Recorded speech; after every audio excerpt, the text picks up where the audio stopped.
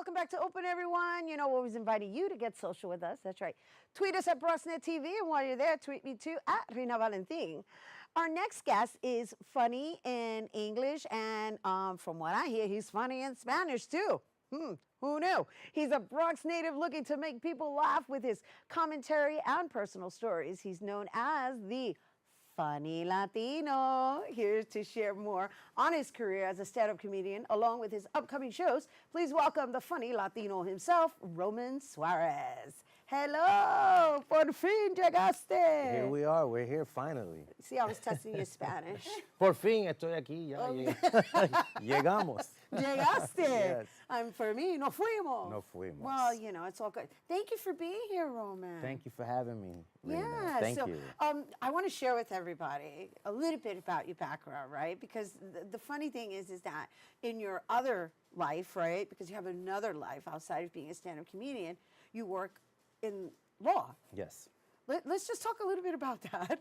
So it's so funny because I wound up going to school for law, and I completely fell out of love with law because of how absolute it is. You know, I like negotiating, and when you're absolute, you can't negotiate. But I wound up completely leaving that, working in the music business. I worked in entertainment for a long time, and then I wound up working for a trade union, and that's my regular job now. I work for a private maritime preservation history society. I know that's a long title. That sure is. I don't even know if I could memorize that. And that was a lot. Yeah. It's the best way to ¿Cómo es? describe ¿A it. what? A maritime preservation historic society. So they basically are an organization that's dedicated to preserving the history of maritime life. But they also have an exclusive amount of employees that by contract they must have. And I wound up becoming one of those employees about 11 years ago, and about 5 years ago I got voted in to be like basically the union rep. So I negotiate contracts and employee benefits, and you know, when employees get let go, I'm the guy that helps making sure that it hurts less. Got it. Ay, bendito. Thank you. I know. I mean, all right, we're going to do applauso for Thank being you. the pacifier. Thank you. Thank you so much. Would you be the pacifier? I don't know. Sometimes I'm the magnifier because I have to remind. You said less. Well, You're the magnifier for the organization. Yeah, No, because I got to remind what the contract says and how people have to honor what's on the contract. Got it. That's it. So you look like you enjoy what you do there. In a way, yeah, I do. I got to be honest, I do. It hurts a little, but you do enjoy it because you see the results and people do thank you. And it sounds like you work for the people. So I am. Right. So that makes all the difference. I'm a people person. You're a people person, but claro, you're a stand-up comedian, right? So does this work seep into your evening work, your moonlighting job? Or which do you consider yourself first? I consider myself first to be a proud Bronx-born Latino. It's the very first badge I wear. Okay. And then past that, a father. Because I'm a father and successfully raising a 13-year-old son with the help of a lot of people. Congratulations, that's right. We all know it takes a village, Bobby. It does take a village. Especially when they get to that age. It does. Yeah. It absolutely does take a village. And you know what? With that being said, I want to take a moment to remind people it's almost summertime. It does take a village. We are that village. You see something going on, say something, not necessarily to the police, but to that child. Okay, because at the end of the day, we are authority figures, and we have to find a way to break the ice with them and show them, hey, I'm on your side. I was on your side then, I'm still on your side now, and let's work things out. And if not the child, to the child's parent, right? Because we got to make sure that people say things in a loving manner. Because Truth. not everybody knows how to express themselves. Loving manner. Right, loving manner. Oye, ven acá. That's how I was raised, you know, en la calle. Yeah. La amiguita de mi abuela. Oye, mira, saqué la chancla. I'm like, but you're not my grandmother. Pero no importa. Se lo voy a dar a tu abuela. There you go. There you go. It's interesting because, you know, for the summers, my son is now 13, and every summer I take him and his cousins or his friends out for an extended amount, and I wind up taking care. I become like daddy daycare for at least 7 to 10 young boys. And it's just a great experience watching them grow and just completely sprout into young men. Now they're ready to take care of me. So it's like, you know, like I always say, I'm building my guest list from when I'm in the nursing home. Good for you. That's how I Oh do my it. Yeah, gosh. that's how I do it. That's clever. That's strategy, Thank if I've you. ever heard of it. Thank you. Clever marketing. Thank Clever you. Thank marketing. you. Very good. Good for you. I give some of them odd weekends and the other ones even weekends. So it's kind of like, having gone to court and set it up. That's good. That's good.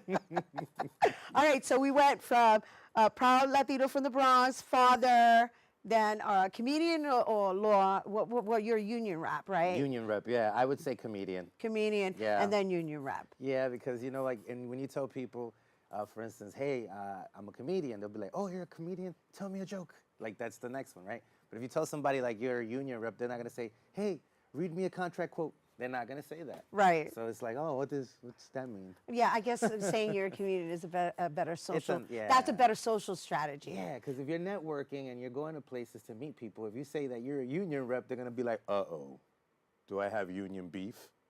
But if you say you're a comedian, they're like, oh, I would love to work with a comedian. Yeah, got it. You're really delightful. I got to tell Thank you, you. your energy is refreshing, and Thank most you. importantly, I just want to acknowledge you for the conversation we just had relating to being a father and being a parent, and all of us being part of that village and taking responsibility for the next generation. Thank you so much. Yeah, Thank that you. was really important. And guess what? I hope you're going to become co-ed soon. So that Yeah. Well, you know what? I got to say, on the even number, on the even weekend. thank you so very much, and you as well, because you know what? There isn't one single interaction that we've had where we have not at least spoken about our children, and that just shows something very genuine about the title that you proudly wear as a mom as well. So kudos to you, because not for nothing, the most important role in a child's life, male or female, is their mother. So thank you so very much for being a wonderful mom. Oh my gosh, me vas a llorar. That was my point.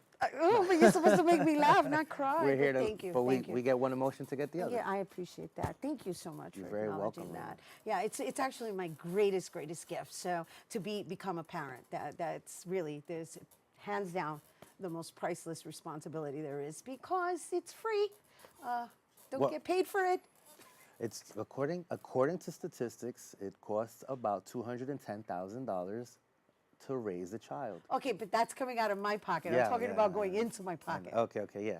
Yeah, you're right. You're right. Pro bono. Pro bono. Yes. Eso mismo, exactly. All right, so you're going to give us a taste of a bit later? Yeah, absolutely. Yeah, what do you want to Absolutely. set it up? You want to tell us a little bit about Well, I'll say this. I got this show coming up June 15th. It's going to be my 4th comedy album. I have 3 other ones that I'm still in negotiations with, and my 4 comedy albums have, up until now, been dedicated to exclusively sharing my experience as a Bronxite and at the same time as being a bicultural Latino.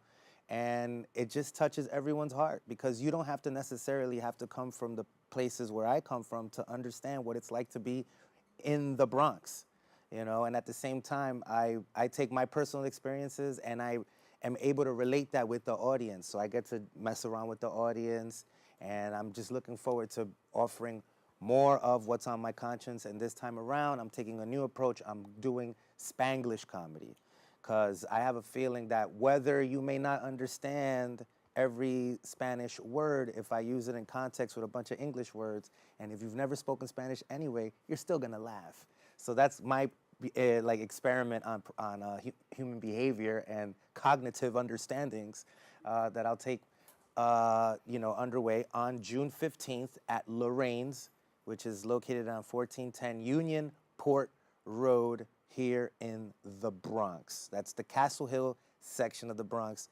So I hope to see you there June 15th. And if you're not afraid to leave the Bronx, I know there's people that are afraid to come into the Bronx, but if you're not afraid to leave the Bronx, on June 6th, I'm going to be in the Lower East Side for a show called Rompiendo el Muro, which is entirely in Espanol. And every comedian that's on that lineup has already had their HBO Latino special, except me. So hopefully, with that being said, I'll get an opportunity to segue into that realm as well. All right, well, you're getting your Open Artist Spotlight special today here Thank on you. Open. All right, thank you, Roman Suarez, the funny Latino. We're going to take a quick break, but when we return, he's going to perform one of his stand-up bits for us. Don't go anywhere.